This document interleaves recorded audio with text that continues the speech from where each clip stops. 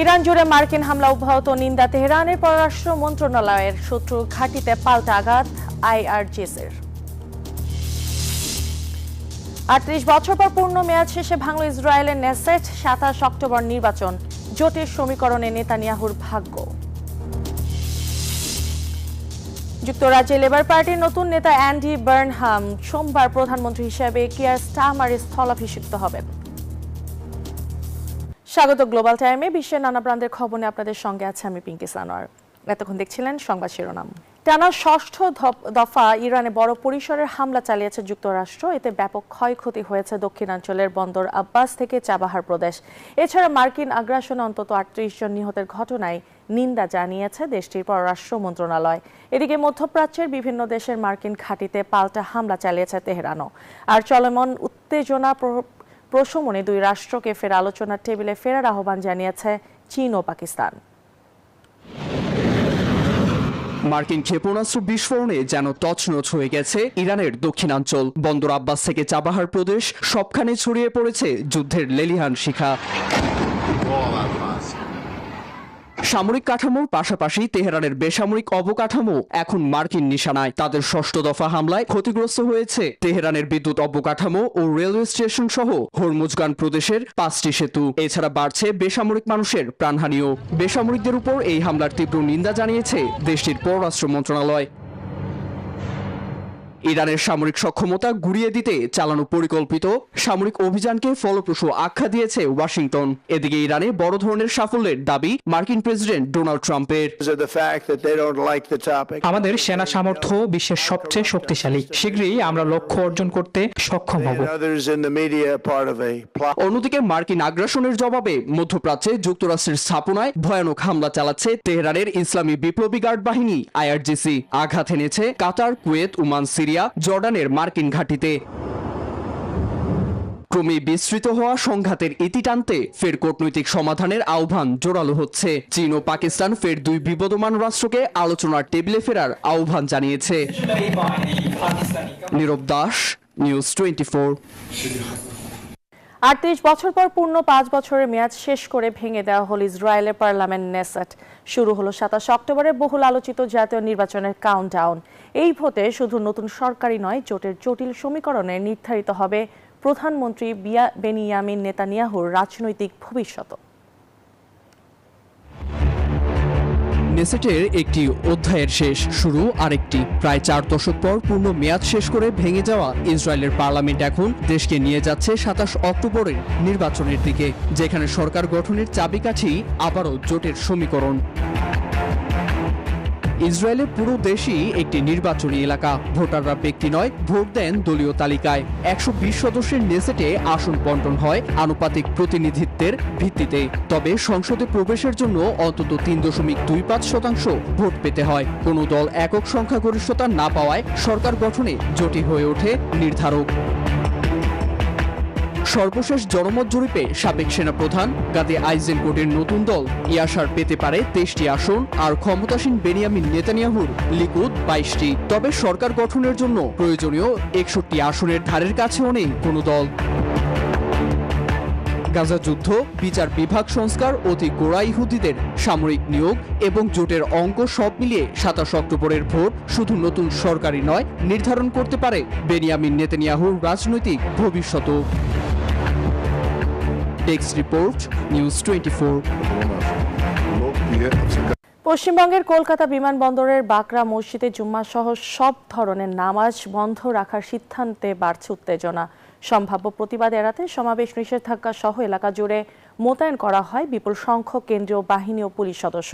যদিও প্রতিবাদ কর্মসূচি বাতিল হওয়ায় পরিস্থিতি শান্ত ছিল। পবিত্র জুম্মার দিনে বাকরা মসজিদে নেই কোনো মুসল্লি, নেই নামাজের কাতার। সম্প্রতি কলকাতা বিমানবন্দরের এই মসজিদে নামাজ বন্ধ করে দেয় শুভেন্দুর বিজেপি সরকার।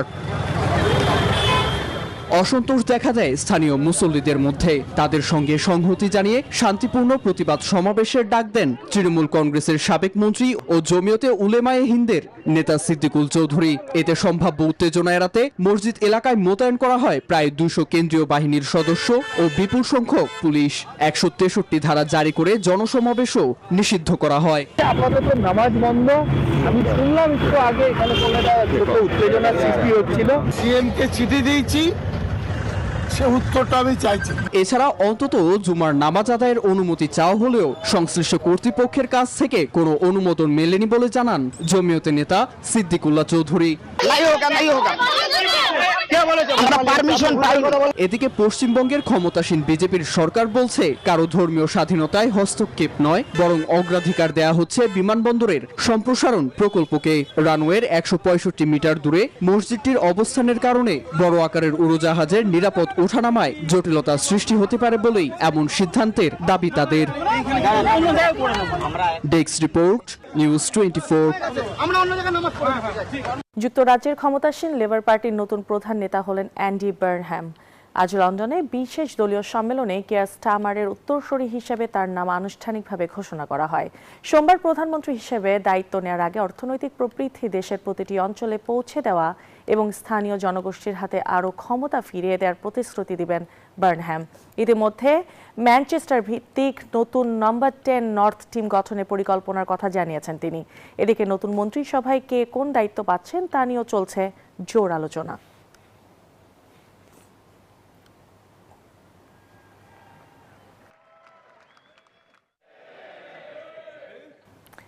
চীনের বিরুদ্ধে সরাসরি নির্বাচন প্রভাবিত করার অভিযোগ তুলে বিতর্কের জন্ম দিয়েছেন ডোনাল্ড ট্রাম্প। যুক্তরাষ্ট্রের মধ্যবর্তী নির্বাচনে ঘিরে দেয়া বক্তব্যে তিনি দাবি করেছেন ভোটারদের তথ্য সংগ্রহ সহ নানা প্রচারণা রটিয়ে নির্বাচনের ফলাফলকে প্রভাবিত করা হয়েছে, যা প্রত্যাখ্যাত করে দিয়েছে বেইজিং। এরই মধ্যে জনমত জরিপে উঠে এসেছে মিথ্যাচার সহ যুদ্ধ বাঁধিয়ে নিজের জনপ্রিয়তা খুইয়েছেন ট্রাম্প। যুক্তরাষ্ট্রে মধ্যবর্তী বা মিড টার্ম নির্বাচনের আর মাত্র 3 মাস বাকি। এমন সময় হোয়াইট হাউস থেকে প্রায় 25 মিনিটের এক প্রাইম টাইম ভাষণে নির্বাচনকালীন নিরাপত্তা নিয়ে বিতর্ক উস্কে দিয়েছেন মার্কিন প্রেসিডেন্ট ডোনাল্ড ট্রাম্প। ট্রাম্প দাবি করেন 2020 সালে চীন 22 কোটি মার্কিন ডলারের ব্যক্তিগত তথ্য সংগ্রহ করে জাতীয় নির্বাচনে প্রভাব বিস্তারের চেষ্টা চালিয়েছে। গোয়েন্দা নথিতে 5টি বড় তথ্য আছে। এর মধ্যে একটিতে 2020 সালে চীন 22 কোটি মার্কিন ভোটারের ব্যক্তিগত নথি বাগিয়ে নিয়েছে বলেও উল্লেখ আছে। গণমাধ্যমের সহায়তায় ভ্রান্তি রটিয়ে নির্বাচনকে প্রভাবিত করেছে। তবে ট্রাম্পের অভিযোগ প্রত্যাখ্যান করে চীনা দূতাবাস জানায় তারা কখনোই যুক্তরাষ্ট্রের নির্বাচনে হস্তক্ষেপ করেনি। এদিকে মধ্যবর্তী নির্বাচনের আগে ভোটারদের বিভ্রান্ত করতেই ট্রাম্প মিথ্যাচার করছেন বলে অভিযোগ যুক্তরাষ্ট্রের ডেমোক্রেট নেতা চাক সুমারের।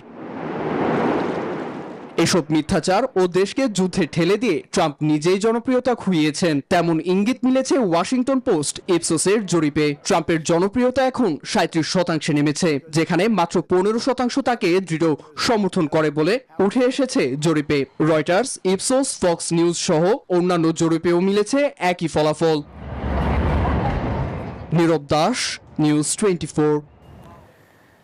প্রাণের ভয়কে যেন উৎসবের আনন্দে পরিণত করেছেন হাজারো মানুষ। স্পেনের পামপ্লোনায় শতাব্দী প্রাচীন সান ফার্মিন উৎসবের সবচেয়ে আকর্ষণীয় আয়োজন রানিং অফ দ্য বুলসে এমন দৃশ্যই দেখা যায় প্রতি বছর।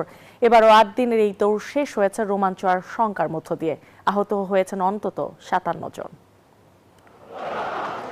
ভোরের আলো না ফুটতে স্পেনের পাম্পলোনার সরু রাস্তাগুলো ভরে যায় লাল সাদা পোশাকে। অপেক্ষা শুধু একটি সংকেতের, মুহূর্তেই খুলে যায় দরজা আর ছুটে আসে বিশাল আকৃতির কয়েকটি ষাঁড়। তাদের সামনে প্রাণপণে ছুটতে থাকেন শত শত মানুষ।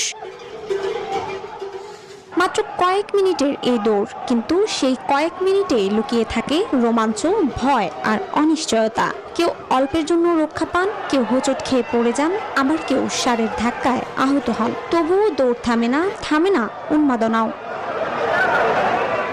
দুর্ঘটনা মোকাবিলায় দৌড়ের পথ জুড়ে স্থাপন করা হয় 17টি চিকিৎসা কেন্দ্র, যার মধ্যে 9টি মেডিকেল পোস্টে চিকিৎসক, নার্স ও জরুরি সেবাকর্মীরা দায়িত্ব পালন করেন। পাশাপাশি 8টি সহায়তা কেন্দ্রে প্রশিক্ষিত উদ্ধারকর্মীরাও প্রস্তুত ছিলেন। 8 দিন ধরে চলা এবারের সানফার্মিন উৎসবে অর্ধ শতাধিক আহত হয়েছেন, যেখানে শেষ দিনে আহত হয়েছেন বেশ কয়েকজন। বেশিরভাগই পড়ে গিয়ে বা ধাক্কাধাক্কিতে আহত হলেও কয়েকজনকে আঘাত করেছে সার। আহতদের উদ্ধার করে হাসপাতালে নেওয়া হয়েছে, তবে এবারের উৎসবে কোনো প্রাণহানির ঘটনা ঘটেনি। প্রতি বছর 6 থেকে 14 জুলাই পর্যন্ত চলা এই উৎসবে অংশ নিতে বিশ্বের নানা প্রান্ত থেকে লাখো মানুষ ভিড় করেন পাম্পলোনায়। একদিকে শত বছরের ঐতিহ্য, অন্যদিকে প্রাণের ঝুঁকি, দুয়ের মিশেলে সানফার্মিন আজও বিশ্বের অন্যতম আলোচিত উৎসব। চৈতি রয়, নিউজ 24। আর এই ছিল গ্লোবাল টাইমে এখনকার মতো আয়োজন। এতক্ষণ সাথে থাকার জন্য ধন্যবাদ।